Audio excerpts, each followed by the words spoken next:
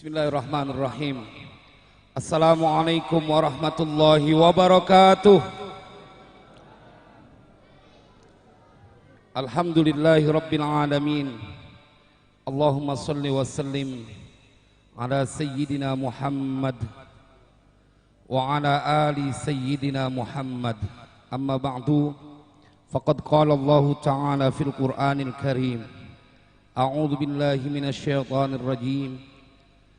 Ma yaf'alullahu bi'adabikum in syakartum wa amantum wa kana Allahu syakiran alima. Shadaqallahul azim. Ayyuhal jam'ul karim, para pengharap ampunan dan keridhaan dari Allah Subhanahu wa taala, para pencinta baginda Rasulullah sallallahu alaihi wasallam, yang semoga kehadiran kita di sini menjadikan sebuah sebab Allah ampuni semua dosa dan kesalahan kita. Kalau dari wajah-wajahnya kelihatan wajah orang bahagia dunia akhirat, mulia dunia akhirat. Nanti kita akan sempatkan dalam waktu yang sangat singkat garansi yang disampaikan oleh Allah Jalla Jalaluh buat mereka yang cinta kepada Rasulullah. Sebelumnya izinkan saya menyampaikan penghormatan buat guru-guru kita, para ulama, para habaib yang begitu banyak, terkhusus buat Al-Mukarram Al-Muhtaram Al-Habib Ali bin Abdurrahman bin Muhammad bin Ali bin Abdurrahman bin Abdullah Al-Habsyi. Hadir juga senior saya Kiai Haji Lutfi Jawawi. Hadir juga Kiai Haji, orang tua saya Kiai Haji Yazid Romli, sahabat dakwah saya Kiai Haji Fikri, dan para kiai lainnya yang maafkan para asatidz, saya tidak mampu menyebutkan namanya satu persatu, namun insya Allah tidak mengurangi rasa hormat yang saya miliki. Jamaah sekalian yang berbahagia, saya juga ingin menyampaikan penghormatan buat saudara saya Kiai Ahmad Mazani, yang mudah-mudahan Allah berikan keistiqomahan buat beliau, sebab beliau saya bisa hadir tempat ini bersilaturahim dengan seluruh jamaah yang saya yakin di dalam dada kita ada kecintaan yang begitu hebat kepada baginda Rasulullah. Waktu Rasulullah hidup, banyak para sahabat atau banyak orang-orang penduduk kota Mekah yang bertemu dengan beliau. Tapi hanya orang-orang pilihan yang kemudian beriman kepada Allah dan Rasulnya. Sama sekarang banyak mereka yang mengaku umat Nabi Muhammad, tetapi yang demen maulid adalah orang-orang pilihan. Orang-orang yang mereka tahu betul bahwa kehadiran kita di tempat ini karena memang kita mencintai manusia yang sangat mulia. Allah kelewat cinta. Tadi saya sampaikan di Masjid An-Nikmah, bahkan satu sholawat, kata Ibnu Athaillah As-Sakandari, satu sholawat yang kita baca itu bila ditimbang dengan semua amalan sunnah, mau puasa saban hari, mau sholat malam setiap malam, kagak bakal menang dengan satu sholawat kepada baginda Rasulullah SAW. Satu kali sholawat, padahal tadi kita berapa kali banyak baca sholawat. Kenapa? Karena ada hadisnya, man shalla alayya sholatan wahidatan sallallahu alaihi biha asyran.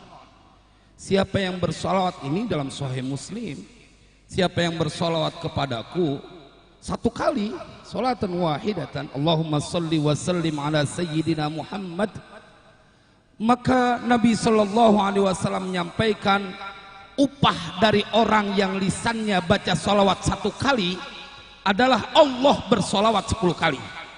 Allahu Akbar. Kayak apa mulianya ini majelis, bukan cuma sekali. Bagaimana Allah bersalawat kepada hambanya, Allah memberikan rahmatnya, Allah memberikan ampunannya, Allah memberikan pertolongannya. Karena itu di waktu yang singkat ini saya ingin menyampaikan sesuatu yang tidak terbantahkan. Bila ada Nabi Muhammad di dalam dadamu, maka engkau adalah orang-orang yang paling berbahagia di dunia ini dan di akhirat nanti. Dia begitu istimewa. Kita lihat bagaimana perlakuan Allah kepada Nabi Muhammad SAW. Ketika Abu Lahab menghina Nabi, setiap Nabi berdakwah dia ikutin, kemudian dia bilang bahwa keponakanku bohong. Sampai pada waktunya Nabi diperintahkan untuk menyampaikan terang-terangan, jamaah saya ingin menyampaikan, mentransfer pada kesempatan ini bahwa cinta kita kepada Rasulullah tidak akan pernah mengecewakan hambanya atau umatnya. Ketika Abu Lahab menghina baginda Rasulullah SAW, setelah diperintahkan untuk berdakwah terang-terangan, kumpullah di Bukit Sofa, kemudian mengajak untuk menyembah Allah, jamaah. Kemudian Abu Lahab keluar dari lisannya, tabban laka ya Muhammad, alihada jama'tana, cilaka inti Muhammad, apakah karena alasan ini kau kumpulkan kami? Jamaah, Nabiuna Muhammad terdiam. Nabiuna Muhammad tidak mampu untuk membalas karena saat itu masih minoritas. Tetapi dia, Allah, tidak rela kekasihnya dihina oleh Abu Lahab. Inilah kemudian menjadi bagian asbabun nuzul, tabbat yada abi lahabin wa tabb. Atau kita pindah ayatnya, surat Al-Qalam, ketika Walid bin Mughirah menghina Nabi bahwa Nabi adalah orang yang maaf, majnun, diceritakan di dalam Al-Quran.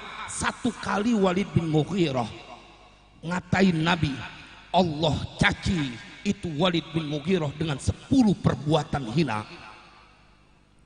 Ini kan di dalam surat Nun, wal qalami wa ma yasturun, ma anta bi ni'mati rabbika bimajnun. Walid bin Mughirah kalau kita buka tafsirnya ngatain Nabi, kemudian dibalas dihina itu Walid bin Mughirah dengan 10 sifat tercela. Wala tuti' kulla halafim mahin hammazim masya'im binamim manna'in lil khairi mu'tadin athim utullim ba'da dhalika zanim an kana dha mali wa banin. Ya Allah, gak terima Allah, kekasihnya dihina. Maka kemudian pantas ketika engkau memuji bersolawat kepada baginda Rasul, yang terjadi adalah dia Allah memberikan hadiah 10 solawat buat kita. Maka mana alasan yang akan menjadikan kita ketakutan dengan urusan hidup yang sederhana? Rabbuna wa rabbus samawati wal ard, memuji umat Nabi Muhammad. Dan kita melakukan pada kesempatan kali ini. Saya ingin berbagi waktu.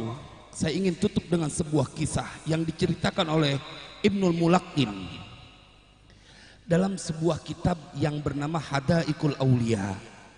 Nanti bisa kita telusuri. Saya tidak ingin menyampaikan sesuatu yang berat-berat. Ente baca sholawat aja banyakin, kelar urusan ente semuanya, kelar. Nggak ada yang nggak beres. Ini baru bab tentang sholawatnya, belum mengikuti amalan sunnah dari baginda Rasulullah SAW. Ibnul Mulaqqin dalam kitab Hadaikul Aulia menceritakan seorang lelaki yang bernama Ibnu Ja'far Al-Haddad.